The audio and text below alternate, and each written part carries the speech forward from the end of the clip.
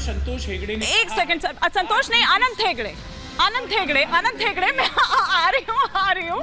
नए सीएम के नाम से अनिल विज नाराज चल रहे। देखिए, मैंने कहा था कि ये आपको और सवाल दे सकता है ये राकेश त्रिपाठी जी से करने के लिए, लेकिन अब तक राजभवन भी नहीं पहुंचे हैं अनिल विज। राजभवन में अनिल विज का इंतजार हो रहा है। राकेश त्रिपाठी जी, ये अब चुनावी मौसम में, ऐसे में जब ठीक चुनाव सर पर हो, तारीखों का ऐलान होने वाला हो, हरियाणा में भी उसके बाद अक्टूबर में चुनाव है, 6 महीने बाद वहां पर भी चुनाव है, ऐसी नाराजगी अनिल विज की तो नहीं मोल ले पाएंगे आप?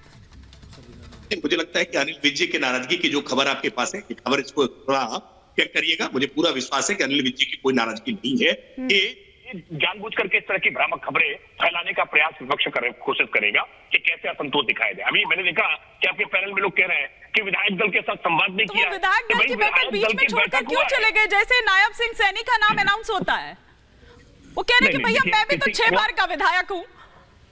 नहीं, बिल्कुल उन्होंने कहीं भी कोई असंतोष जाहिर किया हो आपके स्क्रीन पर, आपके चैनल पर, आपके कैमरा पर, आपके माइक आईडी पर, तो निश्चित तौर पर उसे दर्शकों के साथ साझा करिए। मुझे पूरा विश्वास, मैंने इसीलिए कहा ना कि भारतीय जनता पार्टी के अनुशासन को देख करके मेरा एक सवाल है, राकेश जी ये बताइए कि देश का अगला नया संविधान क्या होगा, ये बताइए। सबसे बड़ी बात ये बताइए, संविधान क्या होगा जो आपने गोल पोस्ट चेंज करने? आइएगा मैं जान, एक बार पहले अनिल विज पर तो जवाब पार्टी के भीतर जब नेतृत्व कार्यकर्ताओं से संवाद नहीं होता, जब संवादहीनता होती है तो दल टूट जाता है। भारतीय जनता पार्टी में कभी टूटन नहीं होती। भारतीय जनता पार्टी हमेशा एक अटूट चट्टान पर रहती है। हाँ, कांग्रेस पार्टी में जरूर कई बार वर्टिकल डिवीजन हुए हैं। राष्ट्रवादी कांग्रेस पार्टी बन जाती है, तृणमूल कांग्रेस निकल करके बन जाती है। तो क्योंकि राहुल गांधी जी जब कोई नेता मिलने जाता है तो वो कुत्ते को बिस्कुट खिला रहे होते हैं, वो कार्यकर्ताओं से बात नहीं करते हैं। जब पार्टी का नेतृत्व अभिमानी होता है, गंभीर होता है, तो परिणाम परंपराओं को तोड़ा नहीं है। आपको जवाब देना पड़ेगा। क्यों छोड़ के चले गए? आपने विधायकों की राय का सम्मान क्यों नहीं रखा? अनंत हेगड़े के बयान के ऊपर आपका कोई जवाब अभी तक राकेश जी क्यों नहीं है? पूरा भारत आपसे प्रश्न कर रहा है कि अनंत हेगड़े ने जो कहा है उसमें भारतीय जनता पार्टी की राय क्या है? मैं दुष्यंत नागर जी ओवरलैपिंग करेंगे, लगातार बोलेंगे तो मैं दूर स्टूडियो से दूर बैठा हूं। प्रश्न है अनंत हेगड़े के बयान पर आपका जवाब क्या है? स्पष्ट तौर पर कह दिया। अनंत हेगड़े के निजी बयान को भारतीय जनता पार्टी ने गंभीरता से लिया है। भारतीय जनता पार्टी ने उनके बयान को खारिज किया है। भारतीय जनता पार्टी इस तरह के किसी बयान से सहमत नहीं है। एक बात और स्पष्टता से कह दूं, देखिए संविधान में संशोधन की जो बात कर रहे हैं ना, संविधान में 100 से ज्यादा संशोधन हुए हैं और सर्वाधिक संशोधन तो कांग्रेस के रिजीम में हुए हैं। आपातकाल में संशोधन और संविधान बदलना, इसमें अंतर है। हिमानी जी आप प्रश्न करिए, मेरा बीच में बोलिए। तो संशोधन तो हुए ना अब तक, अगर देखें 106 बार, और सबसे पहले कब हुआ था?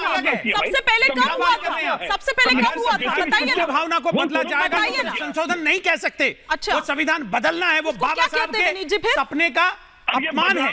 भाई संविधान के प्रियम्बल में बदलाव किया, संविधान की आत्मा है वो। ठीक है, संविधान की आत्मा में बदलाव करने का काम किया। अब तक इस तरह के बदलाव अगर हम देखें तो 106 बार हो चुके हैं, और बताने की जरूरत नहीं है कि वो कब और किसके कार्यकाल में हुआ है और सबसे पहले कब हुआ है वो।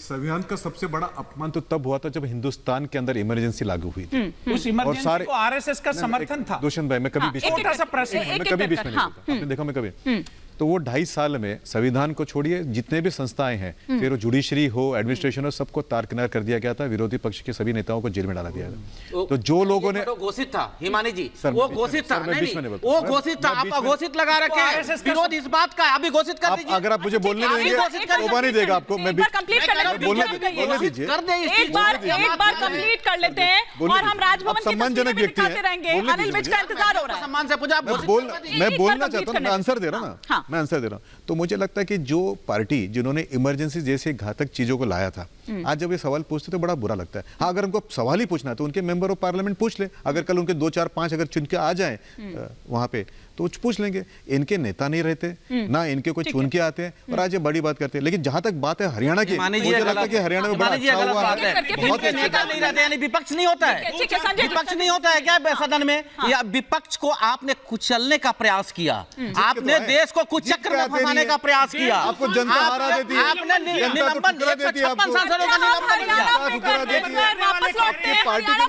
हो जाए। हरियाणा पर लौटते हैं सर, चर्चा हरियाणा पर हो रही है, हरियाणा पर लौटते हैं। और मैं थोड़ी देर पहले मान के चलिए दुष्यंत भाई 410 एनडीए पक्का है। ठीक है गोयनका जी हमें बता रहे 2, 4, 5 जीत के आ जाएंगे, सवाल बात कर लेंगे। बहुत होगा तो 15 आ जाएंगे। एक संविधान बहुत होगा तो बड़े 15 मर्यादा का पालन नहीं हुआ है पिछले 10 दुष्यंत भाई बताइए 15 से ऊपर आएंगे क्या, बताइए कांग्रेस के 156 तो सस्पेंड है। आप बात 15 के ऊपर सांसद आएंगे क्या इस स्थिति में, बताइए आज की स्थिति में 15 के ऊपर आएंगे क्या आपके? चुनाव आयोग यदि स्वतंत्र है मोदी जी की सरकार में तो गोयल साहब आयोग प्रेस कॉन्फ्रेंस करने से पहले बीजेपी का आईटी सेल का प्रमुख कैसे ट्वीट कर देता है कि इस तारीख का चुनाव होगा? ये बताइए। और गोयल जी छोड़ के क्यों चले गए? आप पूछिए ना, गोयल जी छोड़ के क्यों चले गए? क्या कारण थे? कोई जवाब नहीं दिया आपने अभी तक। मीडिया को आपने दबाव में दे रखा है, सारी संस्थाओं के अधिकारियों को आपने दबाव में ले रखा है। अगर कांग्रेस में संजय जी आप मुझे नजर आ रहे हैं, पुरानी कहावत है, बड़ी पुरानी कहावत है हिमानी जी, बड़ी पुरानी कहावत है, खिसियानी बिल्ली खंबा नोचे, 2-4 चुन के आए तो अलग बात है, बाकी तो कोई बट्टा। ये दम्भ बोल रहा है क्या? जहां पैर पड़े संतन के।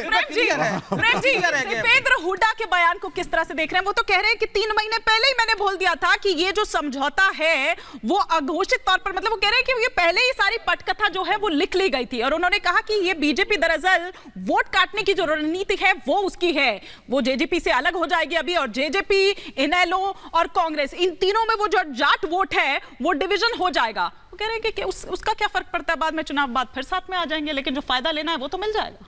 देखिए दीपेंद्र हुड्डा जी ने जो कहा वो तो अपनी कांग्रेस पार्टी के लाइन के हिसाब से कहा, लेकिन जो भी विश्लेषक बोल रहे हैं उसको मास्टर स्ट्रोक जो बीजेपी के स्टैंड को बोल रहे हैं उसका कारण ये बता रहे हैं कि अब जो नॉन जाट पॉलिटिक्स बीजेपी ने हरियाणा में शुरू की उसमें अब जाट की वोटों के लिए 3 पार्टियां लड़ेंगी और नॉन जाट के वोटों को आकर्षित करने के लिए हमने ओबीसी से डाल दिया है चेहरा, तो अब हम इसको टैकल कर लेंगे। ये इनकी थ्योरी है भारतीय जनता पार्टी की। आप देखिए ना। लेकिन बात उसमें यह है, देखिए अनिल विज नाराज हो गए, अब खट्टर जी भी कितना खुश हैं वो देखने वाली बात होगी, लेकिन खट्टर जी को हटाया क्यों क्या है ये तो जनता पूछेगी ना। क्या किसान आंदोलन पर गोली चलाने के लिए हटाया, कि वो डिमोशन है कि प्रमोशन है, गैस छुड़वाने के लिए हटाया, ऐसा क्या डिमेरिट था खट्टर जी की सरकार में कि उनको ठीक लोकसभा चुनाव से पहले हटाने की जरूरत पड़ी कि हटा देंगे तो वोट मिलेगा?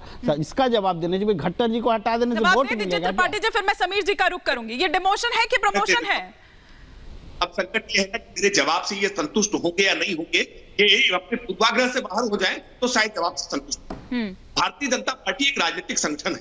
भारतीय जनता पार्टी तो किसको देगी, पार्टी में कौन नेतृत्व में किसकी भूमिका क्या होगी, पार्टी तय करेगी ना, कोई दूसरा व्यक्ति नहीं तय कर सकता है। विधायक दल की बैठक हुई, विधायक दल की बैठक ने बाकायदा तय किया है कि हम नायब सैनिक के नेतृत्व में हरियाणा में काम करेंगे।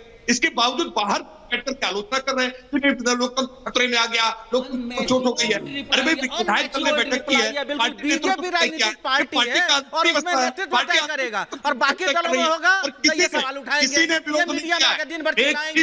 वाह रे वाह, एक कर वो बाहर है, सुरक्षित और अटूट है, होने वाले अभी सत्ता से, अभी तो स्टूडियो से बाहर है। ठीक है।